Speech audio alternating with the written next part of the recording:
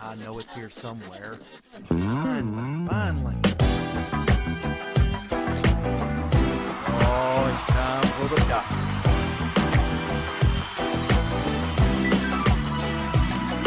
You're listening to Dr. Bill, the computer curmudgeon. Take it away, Doctor. Well, it's that time again, and the doctor is in. It's time once again for Dr. Bill, the computer curmudgeon. And we have a show this week. Just barely. 'Cause, you know, some weeks you got it, some weeks you don't. This is one of those weeks when I don't. You know, I don't have it. I don't feel it. But that's okay. The geekery is still there, and we must report upon it. Yeah, that's not even right. But anyway, the Evil Empire, my first item. By the way, before I even do that, let me mention that we are proud members of the Tech Podcast Network, techpodcast.com. If it's tech, it's right here on Dr. Bill, the Computer Curmudgeon. We are also proud members of the International Association of Internet Broadcasters. Yes, I was about to forget that. I'm sorry. Don't want to break with tradition, you know what I'm saying? Okay, let's get back to the blog. The blog, of course, is drbill.tv, as it says there on the screen. And the first item, as I was about to jump into, I want to get into it because I'm in a curmudgeonly mood. That's not even a word, but it's close. So we'll go with it. The first item is about the Evil Empire. The Evil Empire, of course, as you well know, is Microsoft. Microsoft has been, will be, and will continue to be the Evil Empire from now until the ends of time, I'm sure. They can't help it. They're evil. Okay, let's, for point of fact, discuss their latest evilness, which is, of course, that they have microstopped some folk. Yes, and that is the hashtag there on the screen, which discusses or represents, maybe is a better way of saying it, the issue at hand. Microstopped. Yes, that is the term that was coined as a hashtag to describe what's happening to people like Chris Pirillo. Chris Pirillo, who runs Locker Gnome, a basically geekery establishment, okay? He is formerly of Tech TV and was featured on the Screensavers with Leo Laporte. He's well known in the geek community. He, in the last several years, I don't even know how long, he got married and has now had a child, which he calls Jedi. Yes. Did I mention he's a geek? Okay, well anyway, he's mostly harmless, okay? But Microsoft sent a cease and desist order about copyright infringement. Now the thing is, he does demos of Microsoft software on the web, and Microsoft was not happy with that.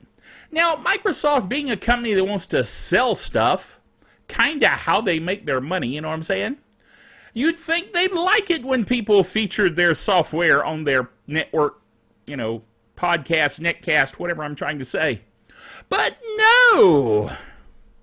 I had a viewer of this very program, this very show, sent me an inquiry as an email that says, Dr. Bill, have you been microstopped? No, I haven't. Apparently Microsoft isn't aware of me. If they were, well, they probably would try to microstop me. But the idea here is they're concerned about copyright infringement notices for videos that are, some of them, years old. And so Microsoft has backed off of this and said, what? Wait, we didn't mean it. Yeah, right. Didn't mean it. Of course they meant it, but they got caught.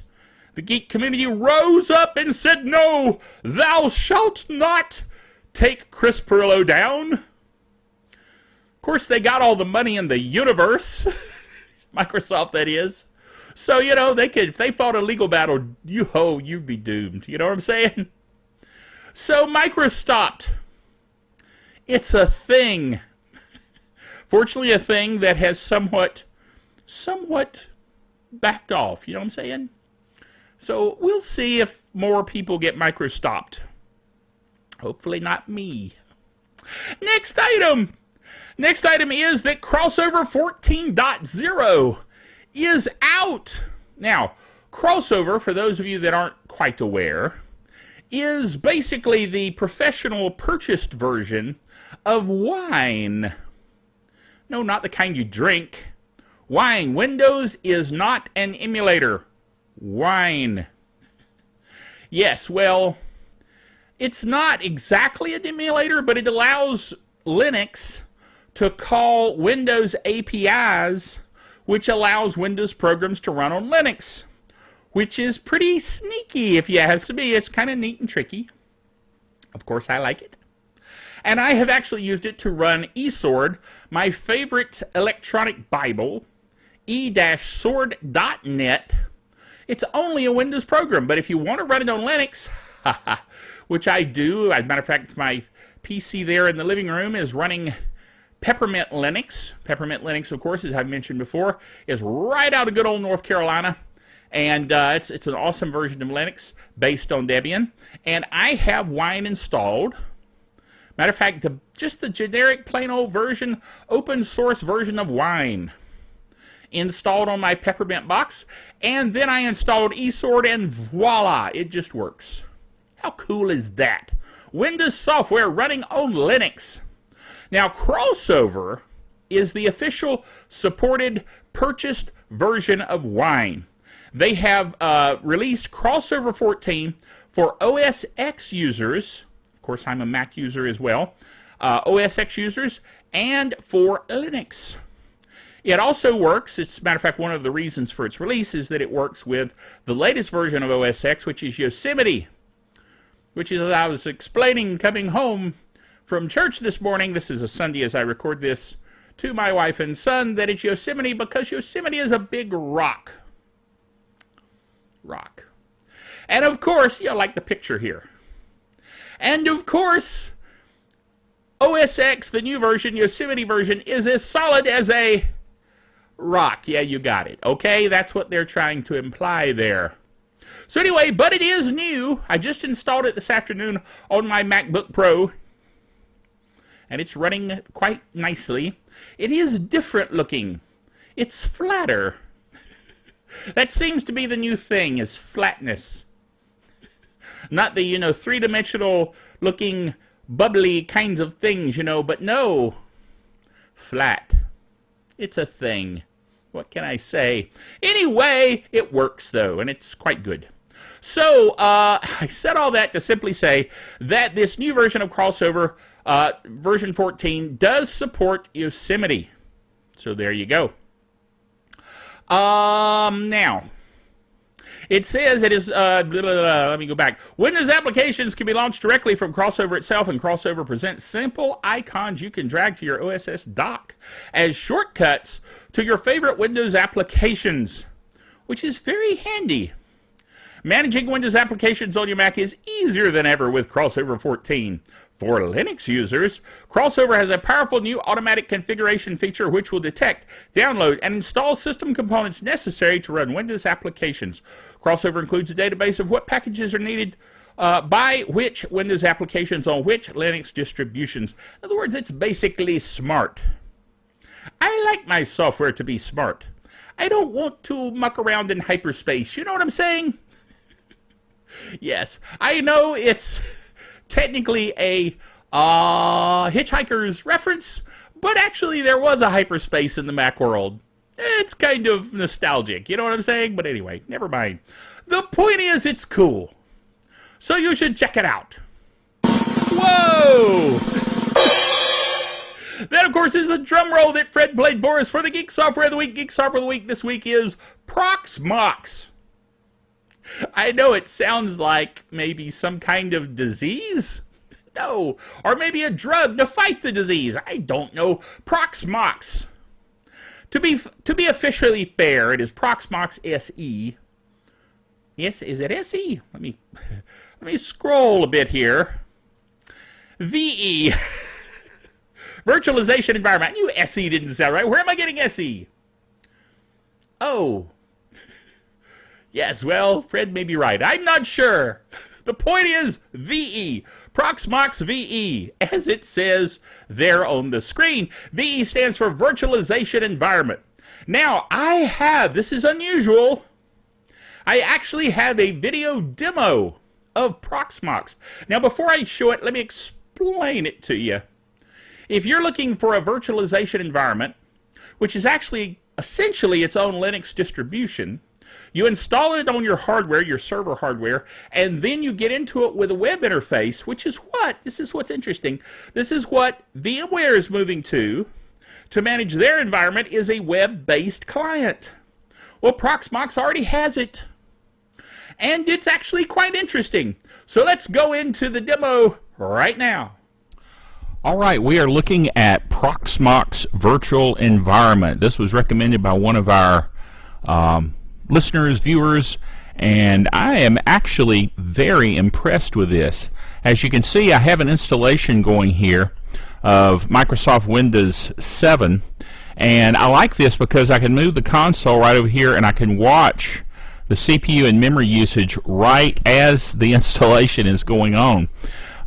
This is installed on one of my spare machines. It's running a solid-state drive, and so the performance is of course really good because of that.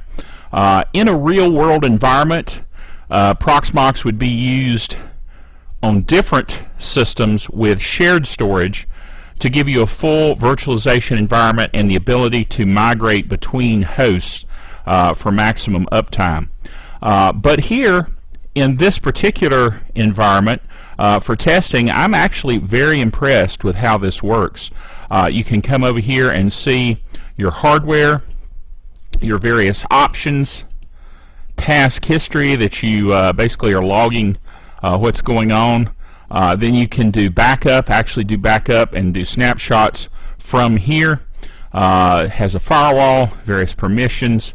But going back to the summary view, if I click on our test box here, this local machine we're calling Proxmox, and then the test is the VM that I have started. And then I can go right over here to console, and I can choose no VNC, VNC, or Spice. Basically, if we go with the regular VNC connection, and you can see that it really is nice. I mean, I hate to sound like I'm so amazed, but yeah, I really am, because this is working extremely well. And to be an open source virtual environment, which, by the way, this is using KVM in this particular test case, and it's very, very fast, very effective, and I've been very impressed with it. I think it's going to be a real handy tool to have in our arsenal, and I'm still exploring it. As a matter of fact, I can go in here, server view, folder view, storage view. That should be interesting to go in here and look at our storage. Let's see, pool view, which of course probably isn't very useful in our current setup because I've only got it on this one machine. But very nice. I mean, you know, this is kind of cool. It's the kind of thing. By the way, you'd go up here and click Create VM and step through a wizard to do the creation of the VM. But this is the no VNC console. As you can see, my installation is proceeding along here. The media that I'm using, I kind of, you might say, cheated a bit here. I'm using the CD built into this host, and that was one of the options, use CD on host. I can use that, and doing it that way. Now we're booting. Notice it auto adjusted for the screen. That's kind of nice. And I see very little overhead here. I mean, it really is installing about as fast as it would directly to the machine, which that's kind of the beauty of KVM anyway. Let me scroll it off the edge here, and let's look at the settings. It's using 80% roughly of the one CPU that I allocated to it.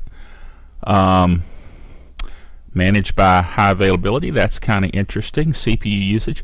Very, very nice. I'm just real impressed with it. I think if you're looking for a virtual environment at a very low cost, if you're using it professionally, you want support, there is support for it. As a matter of fact, that was one of the things as it booted that it came up with, is if you want support, you do have to pay for that. There you can migrate from one host to another. Just really impressive. And you notice here too that you're getting into it through a web connection. In this case, the address and then :8006 is the port, and then it appended all this to it. So all of my other console things that I opened are there. So there we go. I'm going to go ahead and log in, type one of my super secret passwords. Actually, let me try that again.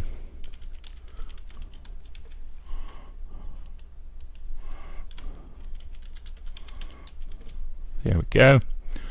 And hint, we'll just say hint. I have found in the past that if you don't put anything there, it'll fuss at you. So I'm going to go ahead and use that. That looks good. Yeah, we're on the home network. Yeah, I'm very pleased with this. I really am. I think this could be a very valuable tool. No, we're not going to do a home group. We just want to go ahead and get it up. There we go. Now what I'm really curious about, and one reason I'm kind of hanging in here, is I want to see if I can adjust the video once I get in here to a higher resolution than the standard resolution. That could be very interesting because I'm using it here on a very large monitor, 27-inch monitor. So let's go to screen resolution, see what our options are. Look at that. I've got all the options that I could possibly need based on the monitor, the real monitor. So it's actually sensing the monitor. Keep the changes, and there we go. That's pretty nice, I gotta admit. So I think this is a great environment to use. Particularly, can you imagine this in a small business where you're really limited in terms of your cost? This is an article I was looking at earlier to get the information about logging into the GUI through the web. But let's go to Proxmox.com and look at subscription plans. This is something that I looked at earlier. Now, as you can see, Proxmox, I believe, is out of Germany, but the pricing they have here is based on the euro. So the community gives you access to the enterprise repository, stable software updates, support via community forum, and it's 416 euros per CPU per month. Now, that would be interesting in the case of this particular system because I believe there's a lot of CPUs on this system. Let's see, 416. Let's do a quick conversion on that. 416 euros equivalent in dollars. There we go. EU to dollar conversion. 416. That's not 416. 416. There we go. 5 31 US dollars. Interesting. So basically what we're saying is if this were a quad-core machine, which I think it may be a little bit more than that, but if it were a quad-core machine, we're looking at about $20 per month. So again, if you're a business and you want support, then you're looking at about $20 a month to be able to have at least community support, updates, and access to the enterprise repository. You can go ahead and continue up in terms of standard and premium and have so many support tickets per year, remote login via SSH, etc. But you know, right out of the box, so to speak, using it in this fashion, I can see that this would be useful, so to speak, without even having any support. Not that I would encourage that for a business, but for a lab situation, this would really be awesome. So, hope you found this interesting. This is the Proxmox virtual environment. This was version 3.3-1 that we're looking at here today. Okay, see? Wasn't that cool? I liked it. It was actually fun to play with, so I enjoyed that. But check it out, Proxmox virtualization environment. It's good.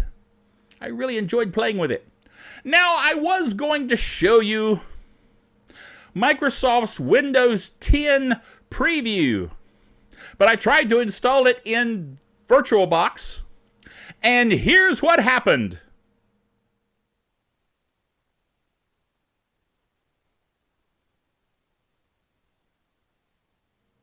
As you can see, what happened was nothing. It didn't work. It said, I'm sorry, it must power down your PC. I couldn't install it in a virtual environment. Now, to be fair, it's a beta. And it also, you know, is supposed to be installed on hardware, but I didn't want to fool with any of my actual hardware PCs for a test. So I normally install things like that in VirtualBox. But no, it would work. So there you go. I tried it in VirtualBox under Linux. Didn't work. I tried it in VirtualBox under Windows PC. And it didn't work. Either way, either time, nada. Okay? So there you go. Microsoft being evil once again. First they try to microstop us, then they won't let us use VirtualBox to do a demo. I miffed. Miffed, I say. Anyway, there you go. So hopefully you enjoyed this episode, strange though it may have been, of Dr. Bill the Computer Curmudgeon. Join us next time. Remember until then that the doctor is out of here.